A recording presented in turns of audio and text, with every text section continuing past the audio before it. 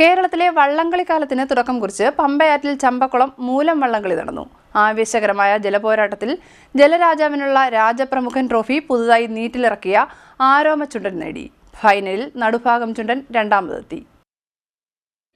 രണ്ട് ചുണ്ടൻ വള്ളങ്ങൾ കടന്നു വരുമ്പോ ആരോമ വ്യക്തമായ ലീഡ് കരസ്ഥമാക്കിക്കൊണ്ട് രാജപ്രമുഖൻ ട്രോഫി മാറോട് ചേർത്ത് പിടിച്ചതുപോലെ ഉയർത്തിപ്പിടിച്ചുകൊണ്ട് ആരോമ സജീവിന്റെ ഉടമസ്ഥതയിലുള്ള ആരോമ വള്ളമിത വള്ളപ്പാടുകൾക്ക് മുൻപിലൂടെ കടന്നു വരികയും ആരോമ ബോട്ടുകളും തുടർന്നുള്ള വർണ്ണത്തിന് ജോളി എതിരേറ്റിലേക്ക് മൈക്ക് കൈമാറുകയാണ്. Thank you mister Kavalam Shaji Cheraman. ലോകമെങ്ങാടും ഉറ്റുനോക്കുന്ന ചരിത്ര പ്രസിദ്ധമായ മൂലം ട്രോഫിയുടെ രാജപ്രമുഖൻ ട്രോഫി ആര് കൈയടക്കുമെന്ന് അറിയുന്ന അന്തിമമായ കലാശപ്പോര് ഫിനിഷിംഗിലേക്ക് എത്തുകയാണ്.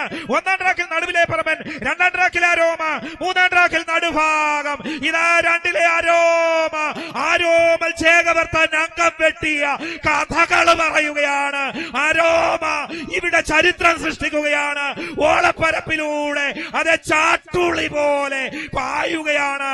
അതേ ആരോമ ഒന്നാം നമ്പർ. കൊള്ളാം കൊള്ളാം. ഓമനത്തം നിറഞ്ഞു നിൽക്കുന്ന ഒന്നാം നമ്പറില് ആരോമ ഈ സീസണിലെ ആദ്യ വിജയത്തിലൂടെ കടന്നു പോകുകയാണോ? ഇതാ നടുഭാഗം തൊട്ടു പിന്നാലെ കടന്നു പോകുന്നു.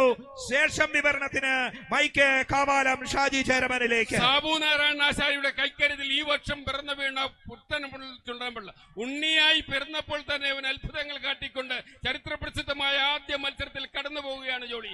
2026 ചമ്പക്കുളം രാജപ്രമുഖൻ ട്രോഫി രാജാവിന്റെ കയ്യിൽ നിന്നുമുള്ള ആ ട്രോഫി ഏറ്റുവാങ്ങിയിരിക്കുകയാണ് അരോമ ചുണ്ടന്. എല്ലാവിധ ഈ വർഷം നീറ്റിലിറങ്ങിയ അരോമ ചുണ്ടന് ചമ്പക്കുളം ജലോത്സവ സമിതിയുടെ പേരിലുള്ള എല്ലാവിധ